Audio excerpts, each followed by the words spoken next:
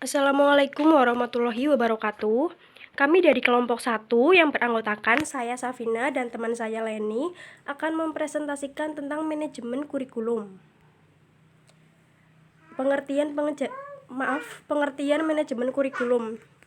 Kurikulum adalah seperangkat rencana dan peraturan yang mencakup tujuan, isi, dan bahan pengajaran, serta metode yang digunakan sebagai bahan pengajaran yang akan diselenggarakan dalam sebuah kegiatan pembelajaran untuk mencapai tujuan pendidikan tertentu. Kemudian, manajemen kurikulum adalah sebuah proses atau sistem pengelolaan kurikulum yang kooperatif, komprehensif, sistematik untuk mengacu keterampilan tujuan kurikulum yang sudah dirumuskan. Selanjutnya ada fungsi manajemen kurikulum. Yang pertama, untuk meningkatkan efisiensi dalam memanfaatkan sumber daya kurikulum melalui pengelolaan yang sudah terencana. Yang kedua, untuk meningkatkan equality atau keadilan dan kesempatan kepada para siswa agar bisa mencapai hasil yang maksimal melalui berbagai macam kegiatan yang telah ditetapkan seperti intrakurikuler, ekstrakurikuler, dan kokurikuler ataupun rencana pembelajaran yang telah dibuat. Yang ketiga, untuk meningkatkan efektivitas dan relevansi pembelajaran siswa didik atau lingkungan. Selanjutnya, yang nomor 4, untuk meningkatkan tingkat efektivitas kinerja pengajaran atau aktivitas siswa didik agar bisa mencapai tujuan pembelajaran yang tepat.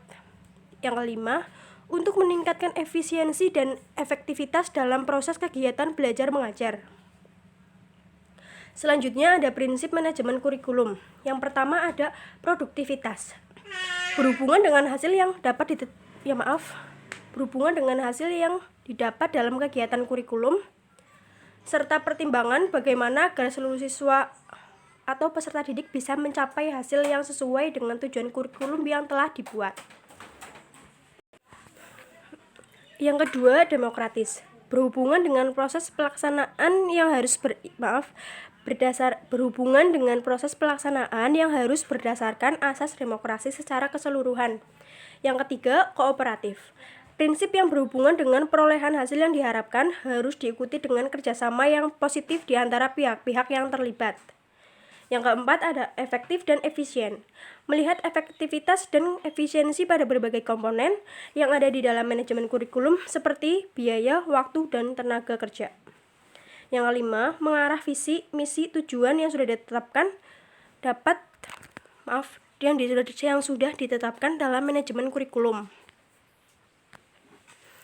Kemudian ruang lingkup manajemen kurikulum. Yang pertama, manajemen perencanaan. Yang kedua, manajemen pelaksanaan kurikulum.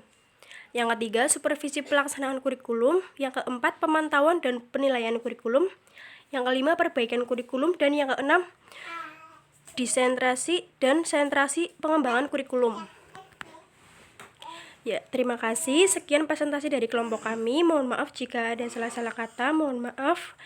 Wassalamualaikum warahmatullahi wabarakatuh.